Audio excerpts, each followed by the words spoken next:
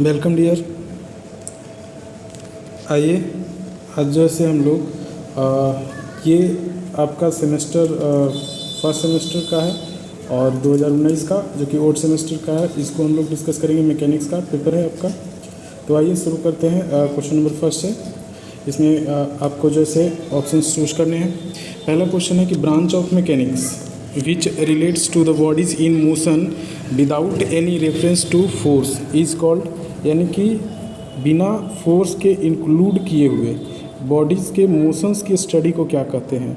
ठीक है, तो हम लोग जब मैकेनिक्स के कैटेगराइजेशन कर रहे थे तो हम इसमें से हमने बताया था कि से डायनामिक्स इंजीनियरिंग मैकेनिक्स जो है वो दो पार्ट में होता है। डायनामिक्स इंजीनियरिंग मैकेनिक्स जो है आपका दो पार्ट में होता है। और ये कौन कौन पार्ट होता है इसका डायनामिक्स इंजीनियरिंग मैकेनिक्स का? तो एक होता है आपका काइनेमेटिक्स और एक होता है आपका काइनेटिक्स। ठीक है, तो काइनेमेटिक्स जो होता है इसमें हम लोग फोर्स को इंक्लूड नहीं करते हैं, सिर्फ पैरामीटर्स ऑफ मोशंस की स्टडी करते हैं। और काइनेटिक्स जो है इसमें मोशंस के साथ साथ काउज ऑफ मोशन यानी कि फोर्स को इंक्लूड करते हैं इसमें, और इसमें जो है फोर्स को हम लोग एक्सक्लूड करते हैं। ठीक ना, इसमें फोर्स को हम लोग एक्सक्लूड करते हैं। यानी कि काइनेमेटिक्स जो है एक ऐसा ब्रांच है मैकेनिक्स का जिसमें हम लोग बॉडीज़ के मोशंस के बारे में स्टडी करते हैं without any reference to the force, यानी कि फोर्स के बिना। ठीक है, तो ये आपका जैसे ऑप्शन सही हो जाएगा। ऑप्शन ए जो है आपका सही हो जाएगा। चलिए अब आते हैं नेक्स्ट क्वेश्चन पे, जो कि है हमारा second number question. Which of the following is a vector quantity, इनमें से कौन जो है वेक्टर क्वांटिटी है। ठीक है, वेक्टर क्वांटिटी इनमें से कौन है? तो एनर्जी जो है आपका स्केलर क्वांटिटी होता है, मास जो है आपका स्केलर क्वांटिटी होता है, वर्क आपका स्केलर क्वांटिटी होता है, फोर्स जो है ये आपका वेक्टर क्वांटिटी है। फोर्स जो है क्या है आपका वेक्टर क्वांटिटी है। ठीक है, फोर्स जैसे आपका क्या है वेक्टर क्वांटिटी है। ठीक है, और बाकी जो तीन आप देख रहे हैं ये तीनों के तीनों कैसे हो गए स्केलर क्वांटिटी हो गए। ठीक है, तीनों के तीनों जैसे क्या है स्केलर क्वांटिटी है। और फोर्स के साथ साथ आपका वेलोसिटी, एक्सेलरेशन, इम्पल्स, मोमेंटम, ये सब जो है वेक्टर क्वांटिटी होता है। एनर्जी, मास, वर्क, ये सब जो है आपका स्केलर क्वांटिटी है। वहीं स्पीड भी आपका स्केलर क्वांटिटी होता है। ठीक है, प्रेशर भी स्केलर क्वांटिटी होता है, पावर भी आपका स्केलर क्वांटिटी होता है ना। तो ये कुछ स्केलर वेक्टर को आप याद रखेंगे ताकि उससे ऑब्जेक्टिव क्वेश्चन ना छूटे। आइए नेक्स्ट क्वेश्चन की ओर बढ़ते हैं। नेक्स्ट क्वेश्चन है हमारा कि SI unit of mass is, यानी मास का एसआई यूनिट क्या होता है। ठीक है, तो मास का एसआई यूनिट जो होता है वो आपका केजी होता है, यानी किलोग्राम होता है। ठीक ना, तो मास का एसआई यूनिट आपका क्या हो गया किलोग्राम हो गया। ठीक है, वहीं पाउंड जो है ये भी आपका मास का ही यूनिट है। ठीक है, और ग्राम जो है ये भी आपका मास का ही यूनिट है, बट ये जो है पाउंड आपका एफपीएस सिस्टम में है और जो ग्राम है वो आपको सीजीएस सिस्टम में है। ठीक है, और अगर कहता इसमें कि यूनिट ऑफ मास, खाली अगर आपसे ये पूछता कि मास का यूनिट कौन है, तो ये तीनों ही आपका जैसे मास का ही यूनिट है, तो ऑल ऑफ द एबव आपका सही हो जाता। बट यहाँ पे आपसे पूछा गया है कि एसआई यूनिट कौन सा है, तो एसआई यूनिट आपका किलोग्राम है, एफपीएस यूनिट पाउंड है और ग्राम जैसे सीजीएस यूनिट है। ठीक है, तो आपका ऑप्शन जो है बी करेक्ट हो जाएगा। अब आइए नेक्स्ट क्वेश्चन की ओर। नेक्स्ट क्वेश्चन हमारा कि couple moment is a, couple moment जो है वो कैसा वेक्टर होता है ना। तो कपल मोमेंट के बारे में हमने बताया था कि कपल मोमेंट जो है आपका फ्री वेक्टर होता है। ठीक है, कपल मोमेंट आपका क्या होता है फ्री वेक्टर होता है। ठीक है, तो ये आपका बी ऑप्शन सही हो जाएगा। ठीक है, वहीं अगर हम कहें कि moment of force, moment of force या फोर्स मोमेंट जो है आपका बाउंड वेक्टर होता है। ठीक है, और मोमेंट ऑफ फोर्स जो है ना किसी पॉइंट के अबाउट ही वेक्टर होता है, जबकि लाइन के अबाउट जो है मोमेंट ऑफ फोर्स जैसे स्केलर क्वांटिटी होता है। ठीक है, तो ये चीज़ें आप याद रख सकते हैं। अच्छा, नेक्स्ट क्वेश्चन पे हम चलते हैं।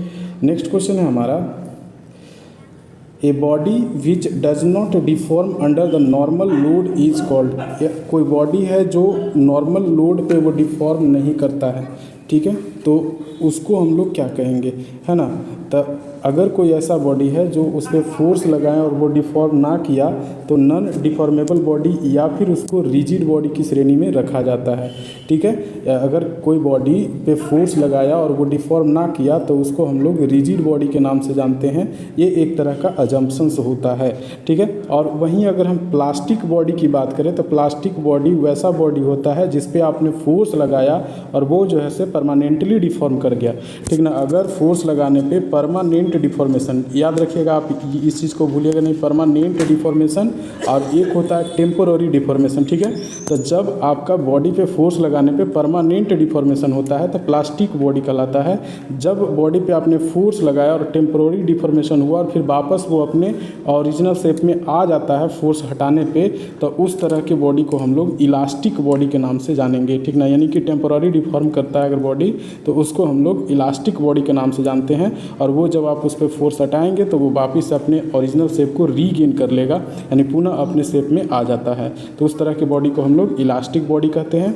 और परमानेंट डिफॉर्म कर जाता है तो उस तरह के बॉडी को हम लोग प्लास्टिक बॉडी कहेंगे। ठीक है, और ये जो आपका अगर डिफॉर्म नहीं किया तो उसको हम लोग रिजिड बॉडी या नॉन डिफॉर्मेबल बॉडी के नाम से जानेंगे। ठीक है, अब आते हैं नेक्स्ट क्वेश्चन की ओर, जो है the component of a force P at right angle to its direction will be, यानी कि कोई P फोर्स है जो आपका उसका हम लोग को कंपोनेंट निकालना है। ठीक ना, यानी कि मान लेते हैं कि से ये कोई फोर्स है, हम इसको इस तरह से बना रहे हैं, ये हमारा जो है P फोर्स है और इससे 90 डिग्री पर, ठीक ना, इससे 90 डिग्री पे आपको इसका कंपोनेंट निकालना है, P का कंपोनेंट। तो हमने बताया था कि जब कोई वेक्टर किसी डायरेक्शन से थीटा एंगल बनाता है तो इसका कंपोनेंट इस डायरेक्शन में इस लाइन के अकॉर्डिंग हमारा क्या हो जाता है। अगर मान लेते हैं ये ए वेक्टर है तो इसका कंपोनेंट ए कॉस थीटा होगा। अगर थीटा एंगल बन रहा है तो यहाँ पे थीटा बराबर क्या है 90 डिग्री है। ठीक है, तो आप जब यहाँ पे 90 डिग्री पुट करेंगे तो ये हो जाएगा आपका पी कोस 90 डिग्री, और कोस 90 डिग्री का वैल्यू होता है 0, तो ये टोटल कंपोनेंट हमारा क्या हो जाएगा 0। तो इसका मतलब ये हुआ कि से किसी भी फोर्स का 90 डिग्री के डायरेक्शंस में अगर उसको हम लोग कंपोनेंट करते हैं तो उसकी वैल्यू क्या हो जाती है 0 हो जाती है। तो हमारा डी आंसर सही हो जाएगा। ठीक है, तो ये आपका सही है, डी ऑप्शन सही हो जाएगा आपका। अब आते हैं नेक्स्ट क्वेश्चन पे। क्या तो नेक्स्ट क्वेश्चंस में हमारा कि the number of reactions components possible at a hinge supports for a general loading is. ठीक है, आपको से पूछा गया है कि हिंज सपोर्ट पहले होता क्या है, एक बीम हमने ले लिया, ठीक है, ऐसा एक तरफ से इसको हमने क्या कर दिया कि हिंज सपोर्ट दे दिया। ठीक है, हिंज सपोर्ट, ठीक है, और एक तरफ से हमने इसको रोलर सपोर्ट दे दिया। इस तरह के अरेंजमेंट को हम लोग बोलते हैं सिंपल सपोर्ट बीम। ठीक है, सिंपली सपोर्टेड बीम या सिंपल सपोर्ट। और इसमें आपको दो चीज़ें देखने को मिल रहा है, एक आपका एक एंड पे आपका हिंज सपोर्ट, यहाँ पे आपका हिंज सपोर्ट रहता है।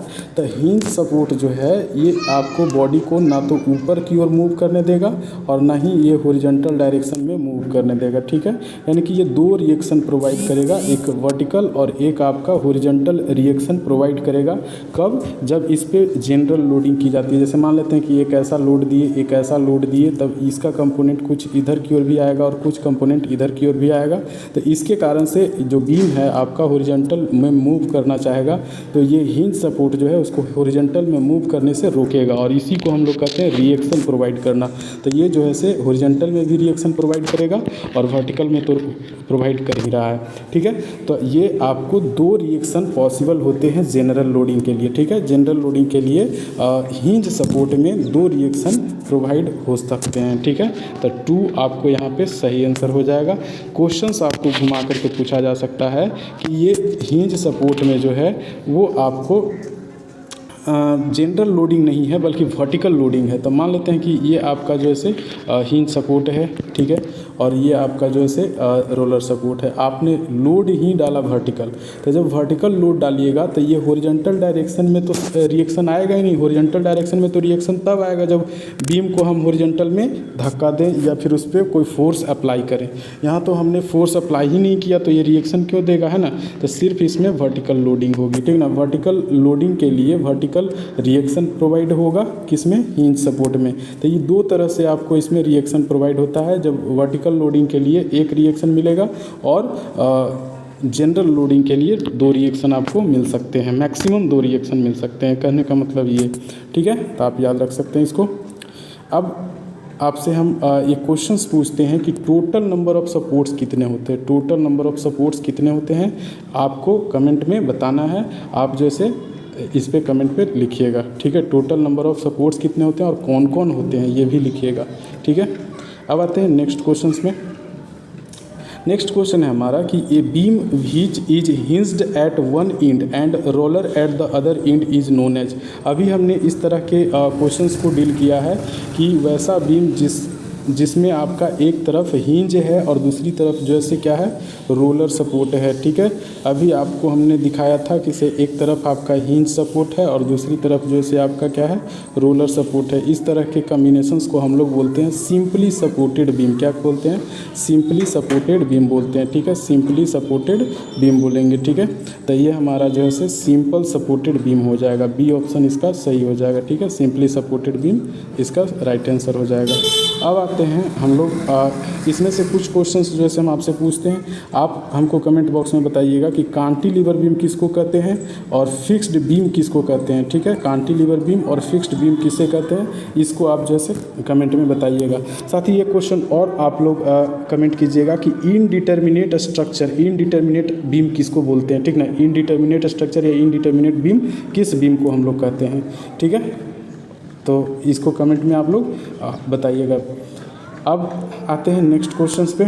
नेक्स्ट क्वेश्चन है हमारा कि limiting friction is, limiting friction जो है वो बड़ा होगा या छोटा होगा स्लाइडिंग फ्रिक्शन से। तो जब भी बात अगर लिमिटिंग फ्रिक्शन की करें हम, अगर लिमिटिंग फ्रिक्शन की करें तो ये सारे फ्रिक्शन से बड़ा होता है। किसी भी तरीके का फ्रिक्शन आ जाए इसके सामने तो इस सबसे बड़ा होगा, ठीक ना। यानी कि काइनेटिक फ्रिक्शन हो या फिर रोलिंग फ्रिक्शन हो, सबसे बड़ा कौन होता है तो लिमिटिंग फ्रिक्शन होता है। लिमिटिंग फ्रिक्शन के बाद आपका स्लाइडिंग या काइनेटिक फ्रिक्शन आ गया, इसके बाद जो है आपका रोलिंग फ्रिक्शन, ठीक ना। पहले लिमिटिंग फ्रिक्शन, फिर काइनेटिक फ्रिक्शन या स्लाइडिंग फ्रिक्शन या फिर रोलिंग फ्रिक्शन, ठीक ना। ये काइनेटिक फ्रिक्शन को ही हम लोग क्या कहते हैं, स्लाइडिंग फ्रिक्शन कहते हैं। काइनेटिक फ्रिक्शन को ही क्या कहते हैं, स्लाइडिंग फ्रिक्शन भी कहते हैं। और काइनेटिक फ्रिक्शन जो है रोलिंग फ्रिक्शन से बड़ा होता है, ठीक है। तो यहाँ पे लिमिटिंग फ्रिक्शन जो है वो ग्रेटर देन हो जाएगा किससे, तो स्लाइडिंग फ्रिक्शन से, ठीक है। आप इस चीज़ को ध्यान में दीजिएगा, ठीक है। वहीं अगर कोफिशिएंट ऑफ फ्रिक्शन की भी अगर कंपैरिजन पूछेगा तो लिमिटिंग कोफिशिएंट ऑफ फ्रिक्शन बड़ा हो जाएगा किससे, तो काइनेटिक कोफिशिएंट ऑफ फ्रिक्शन से, और काइनेटिक कोफिशिएंट ऑफ फ्रिक्शन बड़ा हो जाएगा रोलिंग कोफिशिएंट ऑफ फ्रिक्शन से। तो ये आपको जैसे रिलेशनशिप है, आप इससे ऑब्जेक्टिव्स को पकड़ सकते हैं। अब आइए नेक्स्ट क्वेश्चन की ओर। नेक्स्ट क्वेश्चन है हमारा कि the force of friction depends upon the, यानी कि फ्रिक्शन की जो फोर्स है वो किस पे डिपेंड करती है। तो हमने आपको कहा था कि फ्रिक्शन जो है ना, फ्रिक्शन फोर्स जो है वो एरिया पे डिपेंड तो बिल्कुल ही नहीं करता है, तो नेचर ऑफ द सरफेस पे डिपेंड करेगा, ठीक ना। यानी कि रफनेस ऑफ द सरफेस पे डिपेंड करेगा, ठीक है। रफनेस ऑफ द सरफेस पे डिपेंड करेगा, यानी कि नेचर ऑफ द सरफेस पे डिपेंड करेगा। कोफिशिएंट ऑफ फ्रिक्शन पे डिपेंड करता है, नॉर्मल रिएक्शन फोर्स पे भी डिपेंड करता है। एफ एल या F S is equal to आप लिख सकते हैं म्यू एस इंटू एन, जहाँ पे म्यू एस आपका क्या है, ये कोफिशिएंट ऑफ फ्रिक्शन है, और एन जो है नॉर्मल रिएक्शन फोर्स होता है, ठीक है।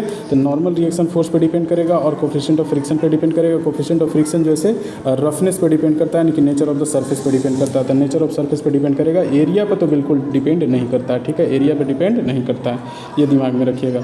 अब आते हैं नेक्स्ट क्वेश्चन की ओर। नेक्स्ट क्वेश्चन हमारा क्या है,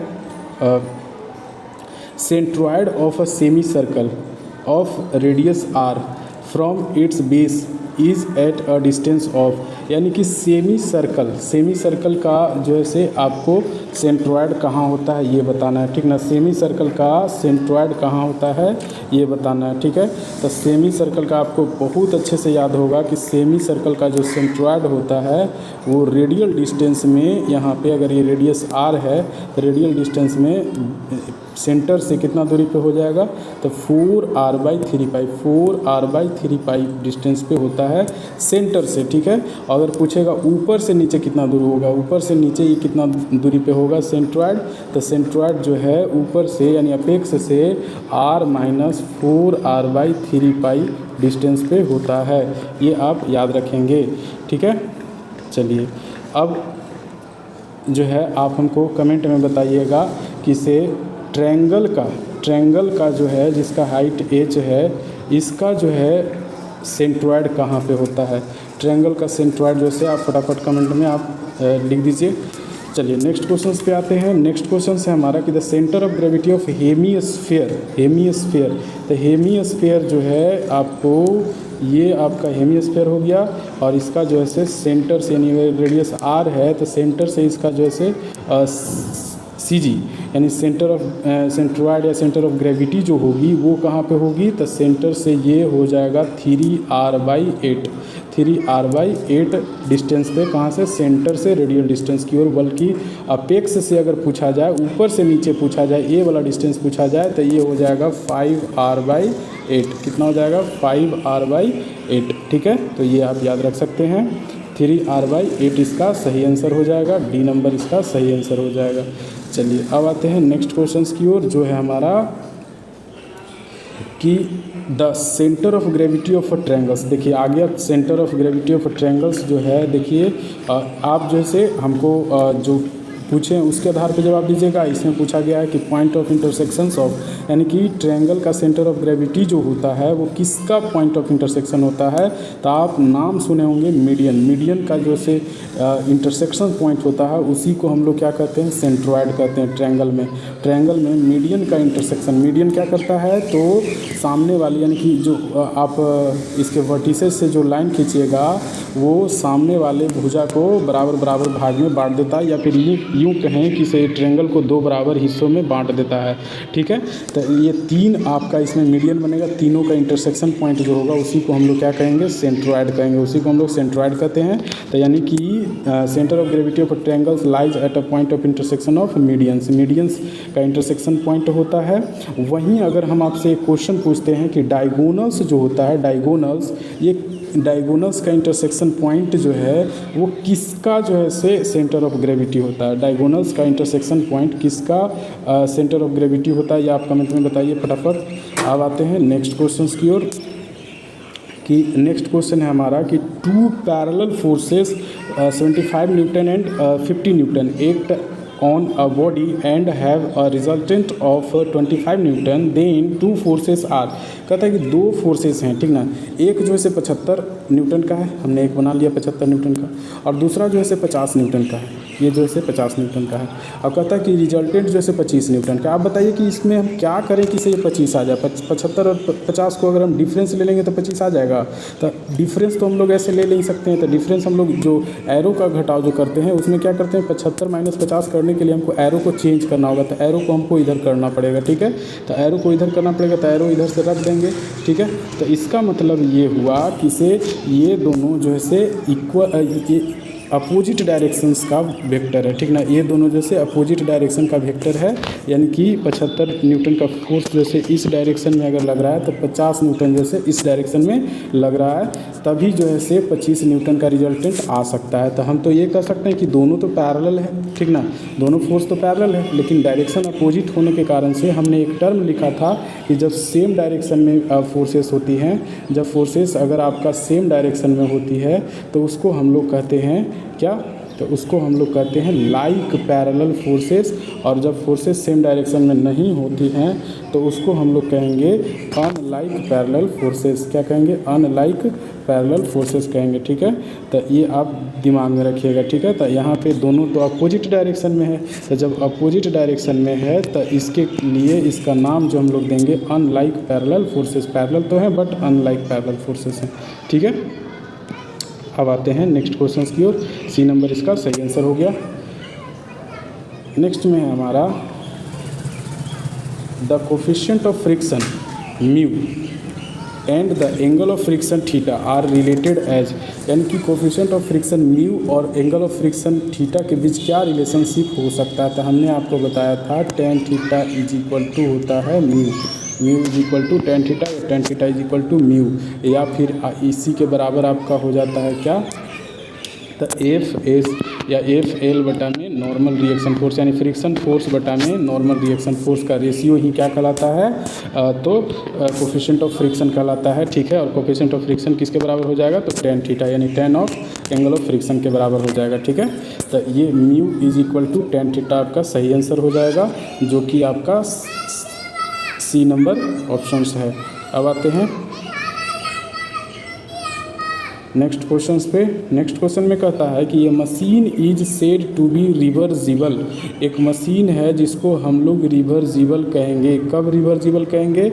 जब इसका एफिशिएंसी जो है, रिवर्सिबल कब कहलाता है कोई मशीन? जब एफिशिएंसी जो है कितना हो जाना चाहिए? तो एफिशिएंसी आपका ग्रेटर देन 50% हो जाना चाहिए, तब मशीन क्या कहलाएगा? रिवर्सिबल कहलाएगा। और जब ये लेस देन रहेगा तो इसको बोलेंगे सेल्फ लॉकिंग या इरिवर्सिबल। क्या कहेंगे? सेल्फ लॉकिंग या इरिवर्सिबल। तो आपका रिवर्सिबल होने के लिए ग्रेटर देन 50% होना चाहिए, है ना? तो इसका बी ऑप्शन सही हो जाएगा। अब आते हैं नेक्स्ट क्वेश्चन की ओर, जो कि है हमारा velocity ratio of third system of पुली। यानी कि थर्ड सिस्टम ऑफ पुली का वेलोसिटी रेशियो क्या होता है? तो आप याद रखेंगे फर्स्ट सिस्टम ऑफ पुली के लिए, फर्स्ट सिस्टम ऑफ पुली के लिए फार्मूला होता है 2 के पावर। सेकेंड सिस्टम ऑफ पुली के लिए, सेकेंड सिस्टम ऑफ पुली के लिए आप याद रख सकते हैं वेलोसिटी रेशियो बराबर होता है नंबर ऑफ मूवेबल पुली। ठीक है, नंबर ऑफ मूवेबल पुली, ये भी वेलोसिटी रेशियो बराबर n के बराबर हो जाएगा। और वहीं अगर थर्ड सिस्टम की बात करें, थर्ड सिस्टम की बात करें तो थर्ड सिस्टम में वेलोसिटी रेशियो जो हो जाएगा वो आपका हो जाएगा 2 पे पावर n-1, 2 पे पावर n-1। ये आप याद रख सकते हैं थर्ड सिस्टम के लिए। ठीक है, तो तीनों सिस्टम का हो गया आपका। तो 3 सिस्टम होता है, तीनों सिस्टम को हमने बता दिया। फर्स्ट सिस्टम के लिए 2 पे पावर n+1 और सेकेंड सिस्टम के लिए सिर्फ n। और वहीं अगर हम थर्ड सिस्टम की बात करें तो 2 पे पावर n-1। ठीक है, ये आप याद रख सकते हैं। तो velocity ratio of third system of pulley having 3 pulley is, 3 pulley है तो थर्ड सिस्टम के लिए हमने बनाया क्या? Velocity ratio is equal to 2 पे पावर n-1 होता है। तो 2 पे पावर 3 और -1 करेंगे तो 2 पे पावर 8 कितना हो जाएगा? इस 2 पे पावर 3 8 हो जाएगा और -1 तो यानी कि 7 हो जाएगा आपका, जो कि डी ऑप्शन सही है। ठीक है, तो आप इस चीज़ को ध्यान में रखेंगे। अब आगे बढ़ते हैं नेक्स्ट क्वेश्चन की ओर। तो नेक्स्ट क्वेश्चन हमारा क्या है? A machine is said to be ideal if. एक मशीन है जिसको हम लोग आइडियल कब कहेंगे? हमने कहा था कि मशीन आइडियल तभी होता है जब उसकी एफिशिएंसी जो है 1 हो या फिर उसकी एफिशिएंसी 100% कहें। ठीक ना, 1 या 100% लिख सकते हैं। और उसकी जो फ्रिक्शन वैल्यू है वो 0 होनी चाहिए, यानी कि आइडियल मशीन में कोई फ्रिक्शन नहीं होता है। ठीक है, तो आउटपुट जो है से वो इनपुट के बराबर हो जाएगा। आउटपुट जब इनपुट के बराबर हो जाएगा तो मशीन जो है से आइडियल हो जाएगा। ठीक है, तो इसमें आपका इट्स एफिशिएंसी 100% सही है, इट्स फ्रिक्शन इज 0 ये भी सही है, output is equal to input भी रहता तो वो भी सही होता। तो बोथ ए एंड बी जो है से आपका सही आंसर हो जाएगा। सी जो है से आपका क्या हो गया? सही आंसर हो जाएगा। आप इसको याद रखेंगे। अब आते हैं नेक्स्ट क्वेश्चन की ओर। नेक्स्ट क्वेश्चन है हमारा कि a screw jack is used for. Screw jack जो है उसको हम लोग किस लिए इस्तेमाल करते हैं, यानी कि उससे हम लोग क्या काम लेते हैं? ठीक ना, तो स्क्रू जैक जैसे हमने बताया था कि स्क्रू जैक जो है हेवी लोड को उठाने के काम में आता है। तो screw jack is used for lifting a heavy load. तो हेवी लोड को उठाने के लिए ये काम में आता है। ठीक है, तो आप कमेंट में बताइएगा कि स्क्रू जैक जो है से किस तरह का मशीन है? रिवर्जिबल मशीन है या ई रिवर्जिबल मशीन है या सेल्फ लॉकिंग मशीन? रिवर्जिबल या सेल्फ लॉकिंग मशीन है, कैसा मशीन है? आप कमेंट करके बताइए हमको कि स्क्रू जैक जो है से किस तरह का मशीन है। ठीक है, अब आते हैं नेक्स्ट क्वेश्चन की ओर, जो कि लास्ट क्वेश्चन है हमारा। सपोर्ट ऑफ बीम में बी, यानी कि किसी भी बीम का, ठीक ना, कोई बीम का जो सपोर्ट है वो किस तरह का हो सकता है? तो हमने टाइप्स ऑफ सपोर्ट्स आपको पढ़ाया था। टाइप्स ऑफ सपोर्ट्स में 4 तरह के सपोर्ट्स होते हैं। पहला तो आपका सिंपल सपोर्ट्स होता है, फिर आपका हिंज सपोर्ट होता है, फिर आपका रोलर सपोर्ट होता है, फिर आपका जो है से फिक्स सपोर्ट होता है। ये 4 तरह के जैसे सपोर्ट्स हमने पढ़ाया, सिंपल, हिंज, रोल और फिक्स्ड। ठीक ना, तो इसमें आपको दिया हुआ फिक्स सपोर्ट हो सकता है, हिंज भी हो सकता है, रोलर भी हो सकता है, यानी ऑल ऑफ द एबव हो जाएगा इसका आंसर। डी आपका ऑप्शन सही हो जाएगा। ठीक है, तो आप इसको याद रख सकते हैं। तो इस तरह से जो है से हम लोग इसको याद रखेंगे। अब आते हैं